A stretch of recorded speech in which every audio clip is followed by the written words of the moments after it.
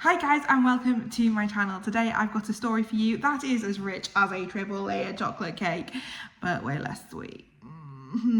We are diving into the scandalous collapse of Patisserie Valerie, so grab your favourite snack and let's get into it.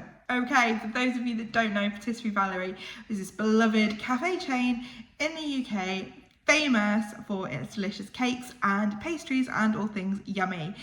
It's like Willy Wonka's chocolate factory, but for pastries, and instead of dodgy Hugh Grant Oompa Loompas, they had some shady accounting practices that led to a massive financial disaster. But before we get into the drama, let's rewind a bit.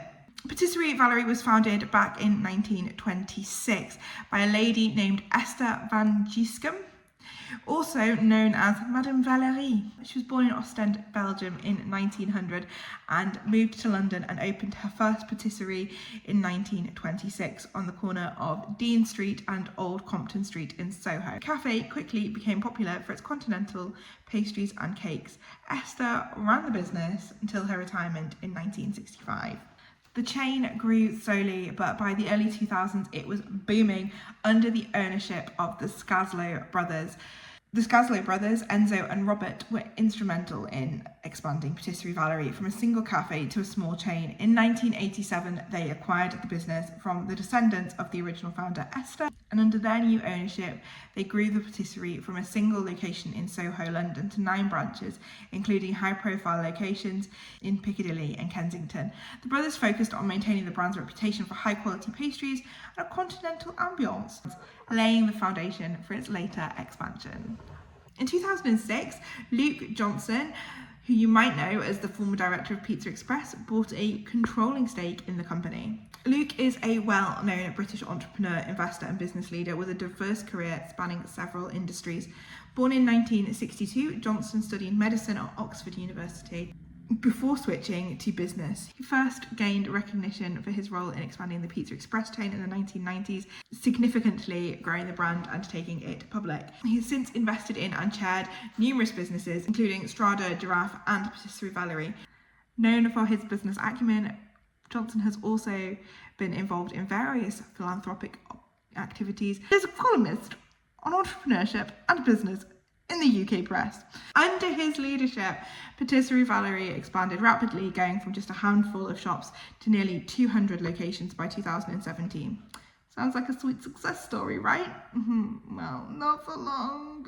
Fast forward to October 2018, and that's when the sugar really hits the fan. Out of nowhere, Patisserie Valerie's parent company, Patisserie Holdings, announced that they'd found a black hole in the accounts. A £94 million black hole. Yep, you heard that right. Their account was so full of holes, it was worse than Swiss cheese. But how did this happen? Well, it turns out there was some serious accounting irregularities going on behind the scenes. Essentially, the company had been cooking the books for years, inflating their cash balances, hiding overdrafts, and making up fake invoices to make the company look way more profitable than it actually was. And who was at the centre of it all? Well, the company's finance director, Chris Marsh.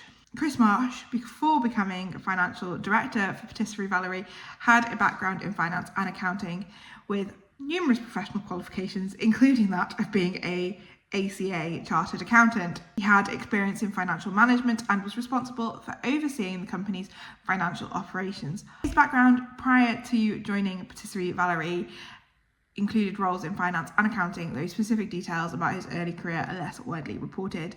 Chris was arrested on suspicion of fraud, and it quickly became clear this wasn't just a minor mistake, it was full-on financial fakery. So what happened next? Well, it was pretty much a domino effect of disaster. Trading in the company's shares was suspended and they had to scramble to raise £20 million just to stay afloat. But this was just a band-aid on a gaping wound. By January 2019, Patisserie Valerie went into administration, which is basically just a fancy way of saying they ran out of money and they went bust. Almost 70 stores were shut down and around 900 people would lose their jobs, all because of some dodgy bookkeeping. Yikes. But wait, there's more. The story does not end there. The Financial Reporting Council launched an investigation into Grant Thornton, the auditors who somehow missed all of these red flags. Spoiler alert, they didn't do a great job.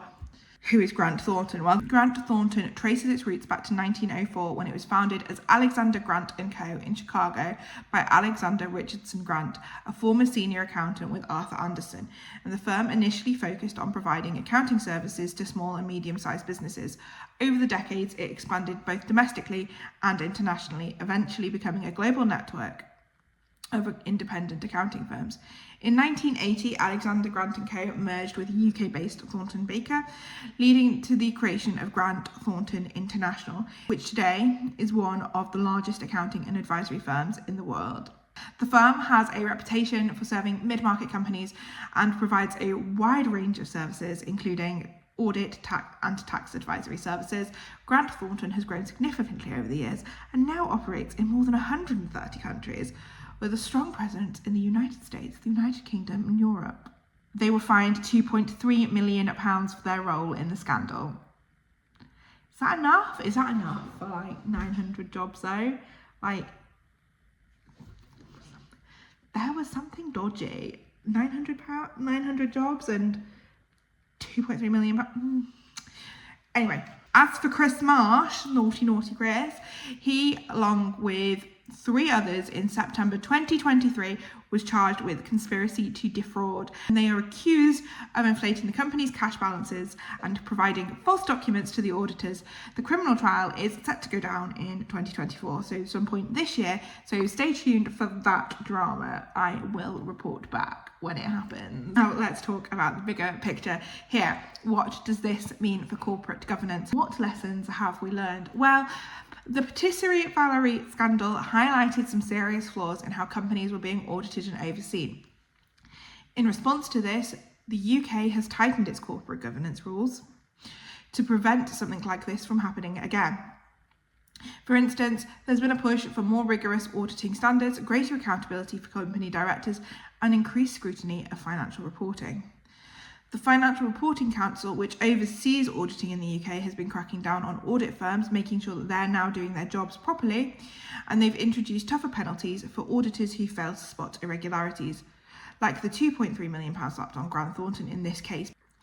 There's also been a stronger focus on ensuring that companies have solid internal controls in place so they can't just make up numbers out of thin air. These changes are all about rebuilding trust in the financial system because, let's face it, after a scandal like this, trust has been pretty much shattered. The goal now is to make sure that when you look at a company's financial statements, you're getting the real deal and not some fairy tale version of the truth. So it's making it really hard to inflate or deflate the figures. So what's the moral of this story? Sometimes when things seem too good to be true, they probably are. In the world of business, it's not just about making money, it's about doing things the right way. Patisserie Valerie might have made some amazing cakes, but they have definitely left a bad taste in everyone's mouth with this scandal, including all of the people who became unemployed. Alright guys, that's it for today's video. If you enjoyed this deep dive into the Patisserie Valerie scandal and want more like this, don't forget to like and subscribe and hit that notification bell so that you don't miss out on any future stories. Let me know in the comments, what do you think was the most shocking part of this scandal? And until next time, stay curious.